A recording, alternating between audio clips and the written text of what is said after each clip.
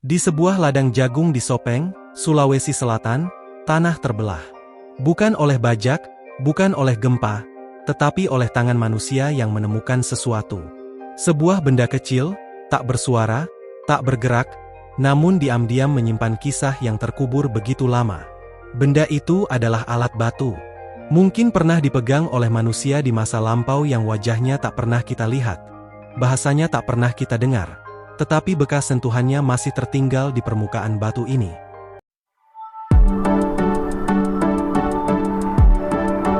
Bayangkan, saat kita hari ini berdiri di depan layar, mereka dulu berdiri di tepi sungai, memecah batu untuk membentuk ujung yang tajam, agar bisa menguliti hewan buruan atau memotong tanaman liar. Dan kini, jarak waktu kita dan mereka, bukan sekadar berabad-abad, tapi menurut penelitian, bisa lebih dari 1 juta tahun. Yang membuatnya semakin menarik, adalah di mana dan bagaimana benda ini ditemukan. Penemuan ini terjadi di situs Calio, Kecamatan Lilirilau, Kabupaten Sopeng. Lapisan tanah sedalam 1,4 meter menyimpan artefak batu, yang oleh analisis ilmiah diperkirakan berusia antara 1,04 hingga 1,48 juta tahun, berdasarkan fosil hewan purba yang ditemukan di lapisan yang sama.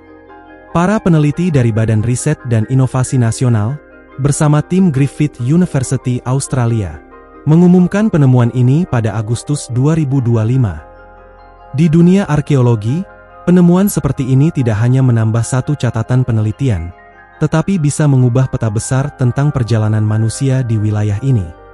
Mengapa? Karena selama ini, catatan manusia kuno di wilayah Wallacea hampir tidak ada.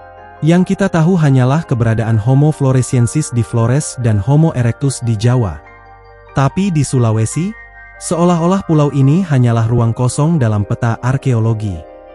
Untuk memahami betapa luar biasanya penemuan ini, kita harus melihat peta besar dari wilayah tempat Sulawesi berada. Wallacea adalah gugusan pulau di antara Asia dan Australia. Wilayah yang sejak jutaan tahun lalu selalu terpisah oleh laut. Tidak pernah ada jembatan darat yang menghubungkannya dengan benua manapun. Itu berarti siapapun yang sampai ke Sulawesi di masa lalu, pasti harus menyeberangi laut.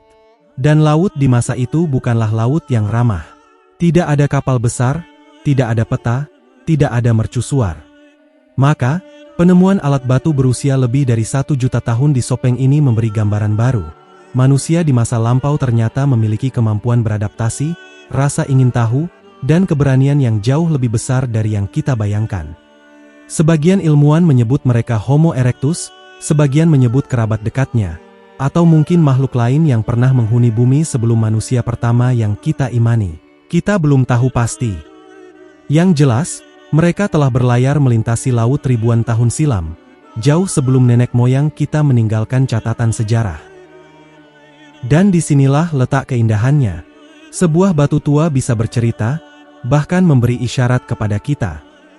Jejak di Sopeng ini bukan hanya bukti ilmiah, tetapi pesan dari masa lalu, bahwa manusia, sejak awal, adalah makhluk yang bergerak, menjelajah, dan berusaha.